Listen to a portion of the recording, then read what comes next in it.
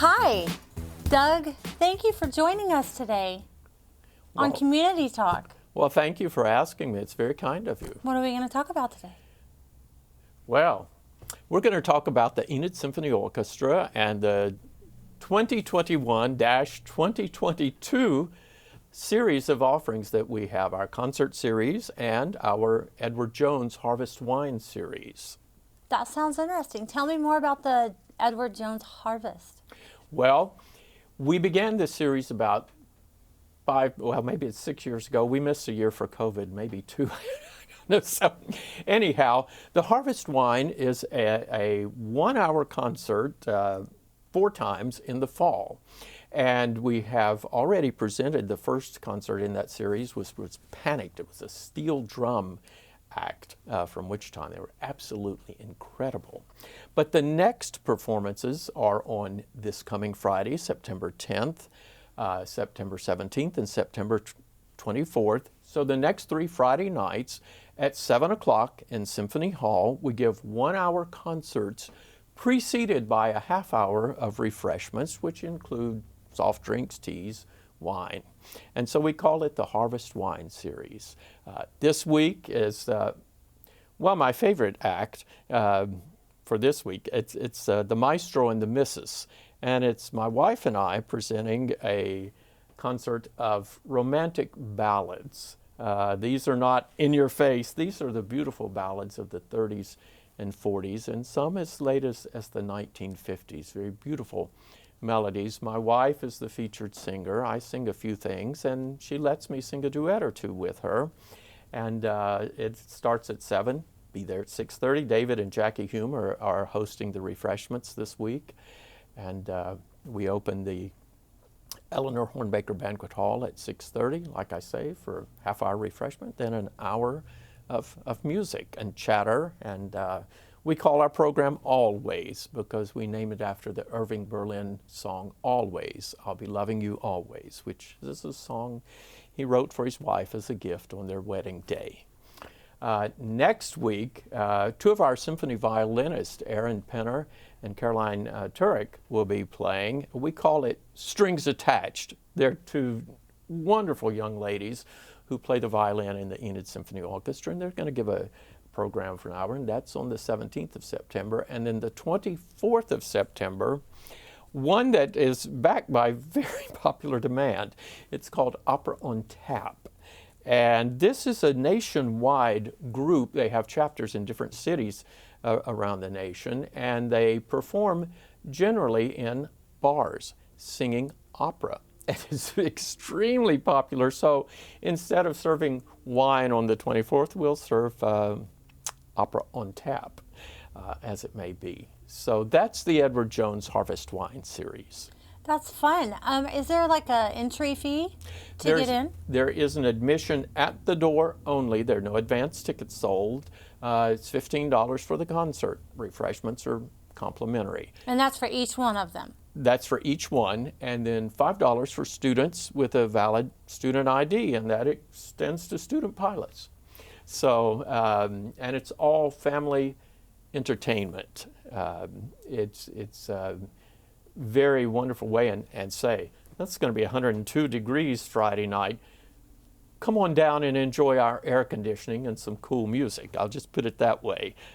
So, 'cause it's going to be cool inside all the way around. And I have to say, every time Mrs. Newell sings, I fall in love all over again. So Aww. It's just a joy to be standing there beside her on stage and listening to her beautiful voice. So, but that's Harvest Wine. What else do you have coming up? Well, starting, our season begins properly on October the 3rd. It's a Sunday afternoon, 5 o'clock, Government Springs Park. The music of James Taylor and Carole King. The concert comes to us with a title, You've Got a Friend. And it's going to be an entire evening, couple of hours, of the greatest hits of both James Taylor and Carole King. Now, it's sung by Jonathan Birchfield and Kirsty Manna, and they are dead ringers vocally for Taylor and King. And marvelous entertainers. Going to be at Government Springs Park. Tickets will be online, be reserved seating sections for symphony subscribers and sponsor donors will have reserved tickets and all. But you'll be seeing more about that in the next within the next few weeks. Big concert. One of the I think be the most popular concert in Enid this year. I can assure you, nothing beats James Taylor and Carole King. Then in November, we have 2 performances. You have to understand that this year we're making up for a year and a half's loss of scheduled performances, which we made most of them up by rescheduling other artists this last year and at different times than what we originally planned. In November on the 6th, we have a marvelous early music group. People say, what's early music? Well, you know, we think there were never any bands until the 1950s. We think, you know, we have all these preconceived ideas. And in fact, music has been around since the beginning of time. It probably came along with speech as a way of communication. But early music is music that was composed about 300 years before we start talking about classical music, so to speak, in the late 1600s, early 1700s. So before that. And believe it or not, there were traveling bands, pops bands in Europe. Sounds different. We know of it in our Western Hemisphere. Sounds like a little different, and yes, it will be.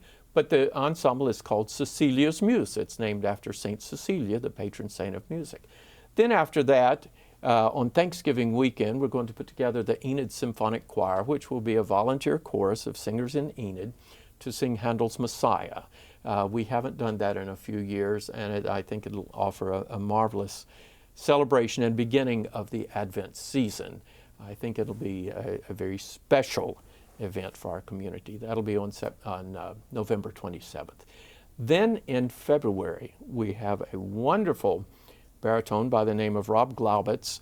Rob's going to sing some romantic ballads, some American songs with the symphony, and maybe a few European things thrown in to celebrate Valentine's, the romance.